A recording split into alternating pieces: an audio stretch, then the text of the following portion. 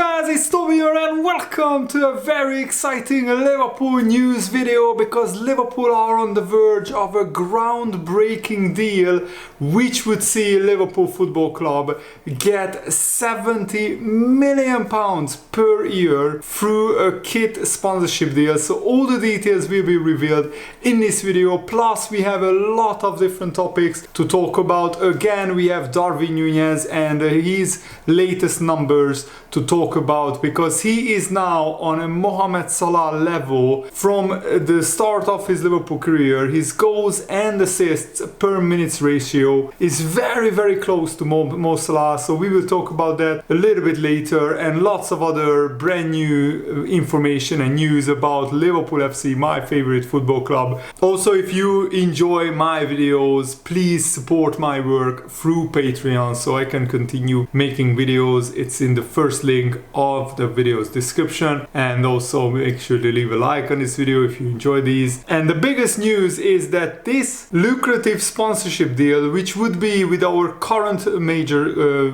kit sponsor, the global sports giant Nike, it would surpass the £70 million per year mark, making a significant milestone in Liverpool's off-the-pitch agreements and sponsorship deals. And this would mean that Liverpool can sign better players in the future, so we have to give Jurgen Klopp as much money as possible in the transfer window, because who doesn't deserve it if it's not Jurgen Klopp? He's literally the best manager in the world, and Liverpool Football Club, according to the report, is really working diligently to prolong this existing sponsorship deal with Nike, this huge sports conglomerate. And I think they absolutely nailed this year's home and third kit, I think the purple kit. I'm not sure if it's the away kit or the purple kit. I really like that one as well, but the home kit, they absolutely nailed it. The discussions are reportedly in an advanced phase, with a mutual inclination to renew the deal, which was signed in 2020. The collaboration between Liverpool and Nike entered its fourth season, and Liverpool are aspiring to secure a deal comparable to the unprecedented £90 million per year agreement between Manchester United and Adidas. I mean, Man United, if they can earn £90 million per year, I'm sure Liverpool can get close to that. And also, right now, Nike's annual fixed payment to Liverpool stands at just 30 million, but Liverpool have a massive 20% of additional revenue from any branded merchandise sold, which is really so huge, because usually clubs get between 5 and 10% of shirts and merchandise sold. The rest goes to the kit manufacturer. So in the case of this £90 million deal between Man United and Adidas, 90 million is paid upfront to Man United, and maybe they get 5% or 10% from any other merchandise sales. But this basically means that Liverpool banked on selling a lot of shirts, a lot of kits, a lot of merchandise, and this way they could even earn more than the 70 million. But right now, overall, the current value of the current agreement is estimated to be just over 70 million. But if Liverpool gets 70 million up front, plus we can negotiate maybe another 15 to 20% sell-on, clause with Nike for any merchandise, that would mean Liverpool could earn even more than the 90 million that Manchester United are earning through their kit sponsorship deal. And it looks like both Liverpool and Nike has a willingness to forge a long-term partnership. They have already had very successful initiatives. For example, LeBron James, Liverpool's minority owner, I think LeBron James owns 2% of Liverpool FC. He was included in some merchandise launches through Nike as well. Liverpool recorded a commercial revenue of £247 million in the 21-22 season, and I think we will go beyond that in the 22-23 season, which the accounts are not public yet about that season. And Liverpool are hoping that with the new agreement signed between Liverpool and Nike, we could potentially match or surpass Manchester United's £90 million per year kit deal, but the fact is that Adidas and Man United signed a 10-year deal, meaning that Man United are guaranteed to earn £900 million through Adidas, which is really huge. But if Man United consistently don't finish in the Champions League and they didn't start the season well, then maybe Adidas will regret signing that deal. And this between Nike and Liverpool, this sponsorship deal symbolizes more than just a deal. It probably is a testament to the shared vision of two global giants, two global brands in the world of sports. And I think a lot of Liverpool fans would be very happy if this deal went through. So let me know what they think about that in the comments below. So at the moment, if the reports are true that Liverpool are earning so much from this 20% sell-on clause for any merchandise, that Liverpool are earning the second most money through their kit deals. Man City and Puma signed a £65 million contract per year. Man United are the highest with 90 million. And Chelsea signed a £60 million per year contract with Nike. Arsenal and Adidas signed again 60 million, and Tottenham are the sixth with just 30 million pounds per year. Of course, it depends, on how strong your brand is, how big your football club is, how many fans they have, how many times they are on TV, which competition they are in. If they are in the Champions League, more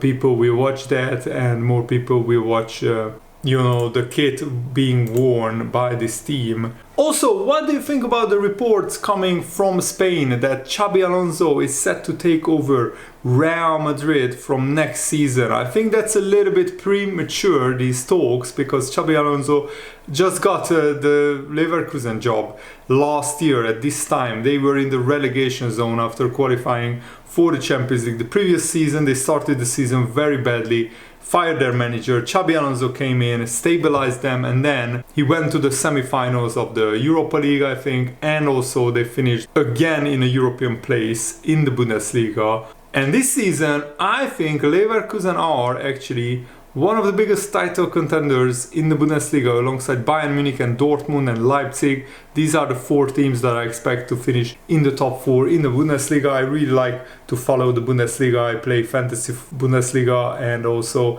I like to watch the highlights of the league. And in Spain, football presenter Matthias Prats claimed that there is zero doubts in his mind that Xabi Alonso will be Real Madrid's manager next season.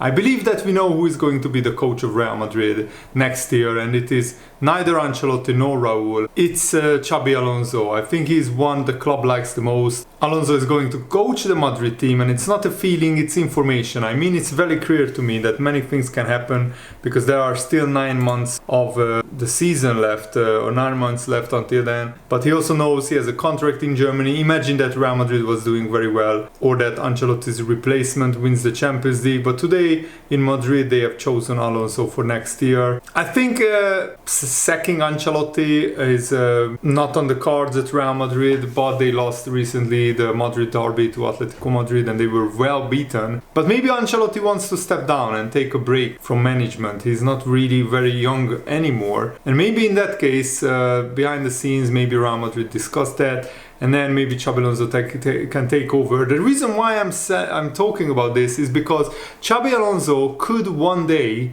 become a Liverpool manager. I think that is now a much bigger possibility than Steven Gerrard taking over at Liverpool. Of course, everybody when Gerrard retired and went into management was romanticizing the idea of Gerrard becoming one day a Liverpool manager. But you have to be one of the top 10 best managers in the world to take over Liverpool, in my opinion, especially the current Liverpool, which was built by Jurgen Klopp, the best manager in the world. Xabi Alonso is now, I think, in the top 10 best managers in the world. I'm not saying he will take over after Jurgen Klopp, but there is a possibility. With each successful season that Xabi Alonso has, there is a chance. He still loves Liverpool. Of course, he is from Spain.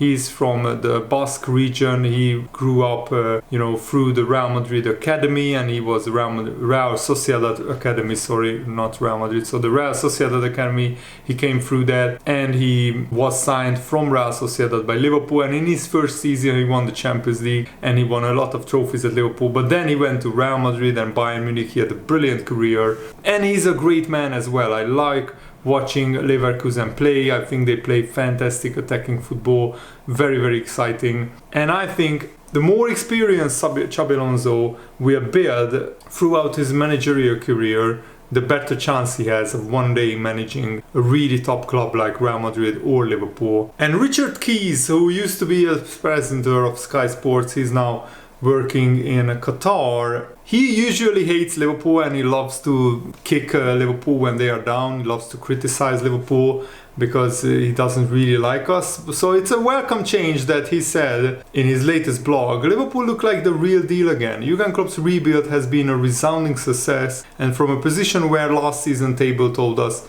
they were way behind Man United, they are now back on their perch, way ahead of Man United, proving that you don't always need time, you simply need to know what you are doing.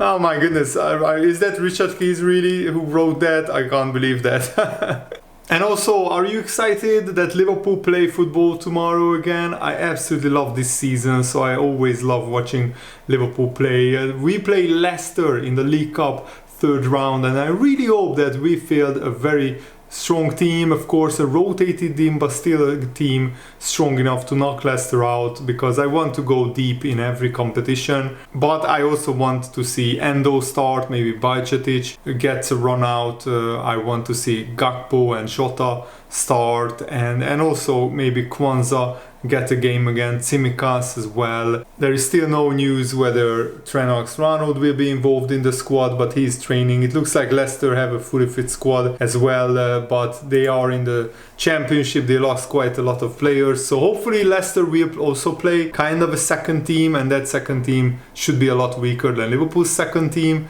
But we will see what kind of lineup Jurgen Klopp selects. And now let's talk about Darwin Nunez. John Aldridge said that he was great against West Ham. I always thought he was going to come good. He's a handful. He missed an easy chance. But then even that, what a goal it would have been. But he's just a handful. He's a workaholic, which I was. You look at Roshi and the players that used to lead the line. They have to work hard. He will do that selflessly. And that goes a long, long way. He's scoring goals. He is creating mayhem.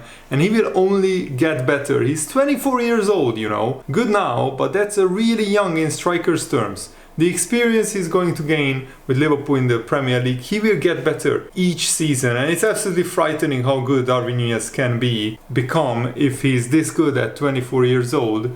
Imagine in 2 or 3 years how good he will become. He looks more and more the player that Liverpool wanted for 80 or 85 million, depending on how many bonuses gets triggered. I still think it's a very expensive transfer, but he's justifying that very expensive transfer with his performances this season. And last season also his performances were great. Sometimes didn't finish calmly enough, coolly enough. But this season it looks like he hits his groove. And Darwin Nunez in his second season was really frightening at Benfica, and he looks like that will be the case for Liverpool as well. And last season, Darwin Nunez played differently. He hung out on the last defensive line of the opponent, waiting to be sent in behind by a pass, or got into the penalty area and just waited for crosses to come in. But now Darwin Nunez has so many more progressive passes, in fact twice as many progressive passes per 90 minutes. It went from 1.5 to 3.2. Twice as many passes into the penalty area, went from 0.6 to 1.6. 3 times as many tackles in the attacking third, went from 0.2 A7 to 0.8. Doubled the challenges made and attempted overall. He had more touches in the attacking third and the attacking penalty area so far this season than in the whole of last season. I mean, on average per 90 minutes, of course. Nunez is doing a lot of things that Cody Gakpo did that caused, Gakpo to replace him as the main striker in Liverpool's system in the second half of last season. But this season, Darwin Nunez is having a much better all-round game. He's a lot more calm, cool, composed, collected on the ball. He sprays the passes brilliantly. He's involved in the build-up play a lot more. And of course, the most important thing, he's finishing more percentage of his chances with goals. He's dropping deep sometimes to link with the midfield. He's also linking with the wide players, the wingers, much better. He's initiating the press far better from both around the penalty area of the opposition and even deeper. And he's producing more shots and more shots on target while doing all of that I just mentioned previously. And also, Liverpool are on an 18-game unbeaten run in all competitions, winning 13 games and drawing the other 5. So I really hope we can keep that run going and win against Leicester City. And also in those 18 games, Liverpool scored 45 goals, which is more than 2 goals per game on average. It's actually a lot more. Let me actually calculate that for you guys. So 45 divided by 18, it's 2.5 goals per game ratio. So in 2 games, Liverpool are scoring 5 goals on average. It is just absolutely brilliant. Really looking forward to it. I hope you guys enjoyed this video as well. Thanks for watching. Have a nice day. See you later. Goodbye.